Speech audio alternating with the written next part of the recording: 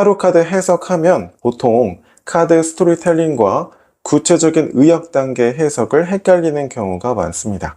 스토리텔링은 내담자의 고민 상황과 질문 없이 순수 이 카드만 가지고 이야기를 만드는 것을 뜻합니다. 보통 해석이 어려운 이유는 이 스토리텔링 단계를 건너뛰고 내가 외운 것을 막바로 최종적인 결과 해석에 바로 적용하려고 하기 때문에 앞뒤가 안 맞게 되고 아무리 공부를 해도 그 단계를 계속 뛰어넘지 못하게 되는 것이 큰 원인이에요. 우리가 흔히 알고 있는 타로 카드 해석은 그 스토리텔링 된 뼈대적인 그 이야기에 내담자의 고민 상황과 질문을 적용해서 구체적인 의학 단계로 변환하는 걸 뜻하죠. 그만큼 중요하기 때문에 제가 온라인 초급 과정에서도 이 스토리텔링을 위한 카드 뼈대적인 상황을 볼 수 있도록 설명을 드린 바 있었죠. 자, 그럼 오늘 영상에서는 카드 스토리텔링과 구체적인 의학 단계 해석은 어떤 차이가 있고 또 어떻게 공부해야 되는지 그 방법을 설명드리도록 하겠습니다.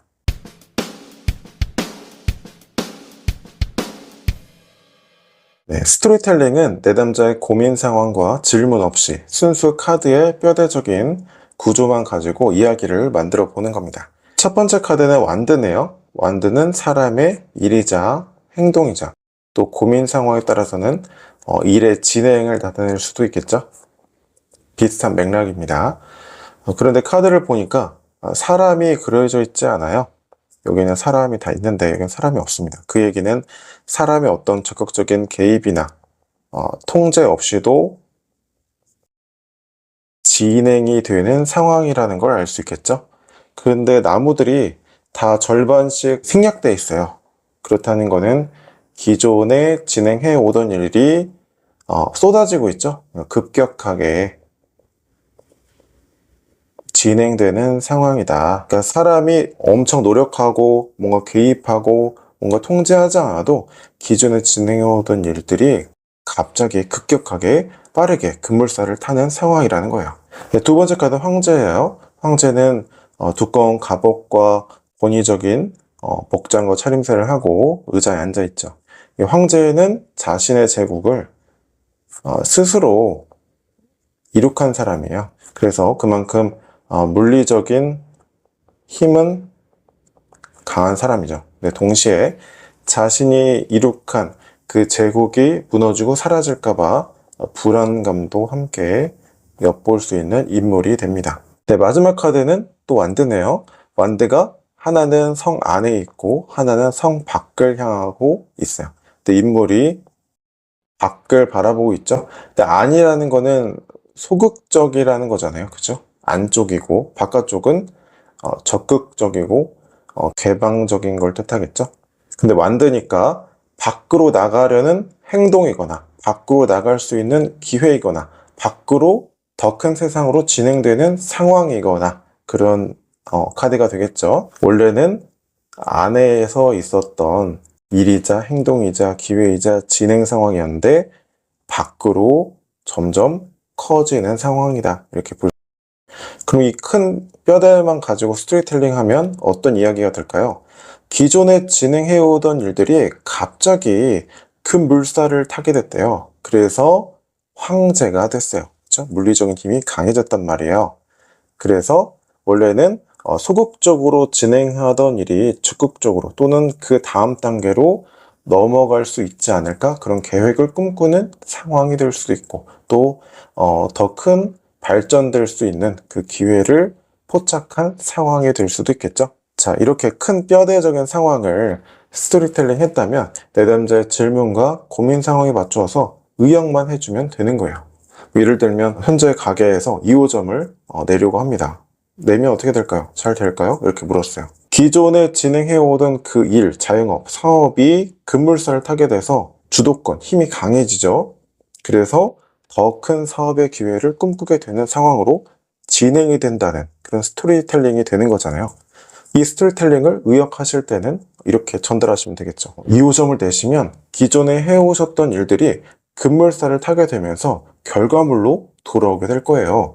그 결과 2호점, 3호점 어쩌면 더 큰 사업, 이를테면 프랜차이즈 사업이라든지 더 큰 꿈을 꾸게 되실 걸로 보입니다. 되게 전망이 좋아 보입니다. 이렇게 말할 수 있겠죠. 그런데 완드 8번이 사업에 나오면 뭘 의미한다, 황제가 금전운에 나오면 뭘 의미한다, 이렇게 외우시면 안 된다는 거죠.